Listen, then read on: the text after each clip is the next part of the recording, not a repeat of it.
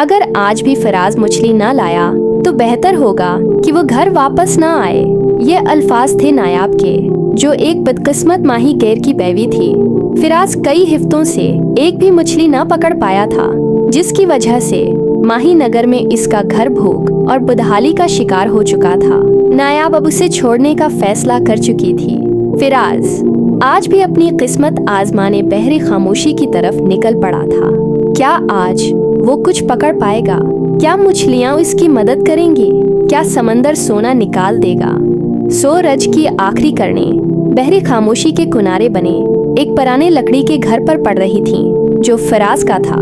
वो हर रोज नूहा किश्ती में बैठकर मछलियाँ पकड़ने जाता, मगर कई दिनों से खाली हाथ लौट रहा था। इसकी बीवी नायाब इसकी गुर्बत से तंग आ चुकी थी। आज वो समंदर किनारे बैठी बोली, क्या कम नसीब इंसान से मेरी शादी हुई है? अगर आज भी वो खाली आया तो मैं उसे छोड़कर चली जाऊंगी। इतने में उसे दूर से फराज की नोहा आती नजर आई। वो उम्मीद से देखती रही, मगर नोहा आज भी खाली थी। नायाब का गुस्सा बढ़ गया।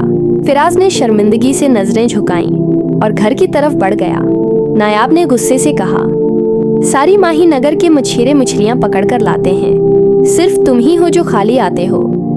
फिराज बोला, कोशिश कर रहा हूँ, किस्मत साथ नहीं दे रही, कल सब ठीक हो जाएगा।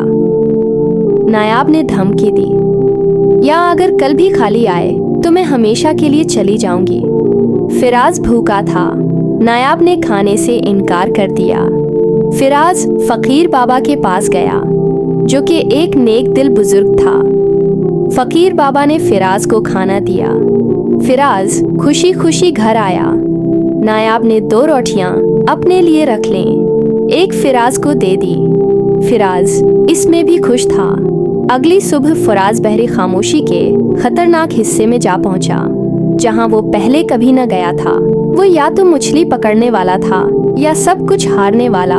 कई घंटे गुजरे, कुछ न आया। फिर उसे एक बड़ी नूहा नजर आई, जिसमें कामरान बैठा था, वही शख्स जिसने कल रात इसे जलील किया था। इसकी नूहा मछलियों से भरी थी। रात को फिराज खाली वापस आया। नायाब घर में थी। इसने झूठ बोला कि मछली हाथ आई थी, मगर निकल गई। नायाब ने चुपचाप सुना, मगर वो सुबह चली गई, हमेशा के लिए। फिराज बेखबर फिर बहरी खामोशी चला गया। जाल में एक बड़ी मछली और इसके बच्चे आ गए। फिराज ने बच्चों को छोड़ दिया, मगर बड़ी मछली को रख लिया। बच्चों की बेबसी देखकर आखिरकार फिराज का दिल पिघल गया और वो मछली भी छोड़ दी।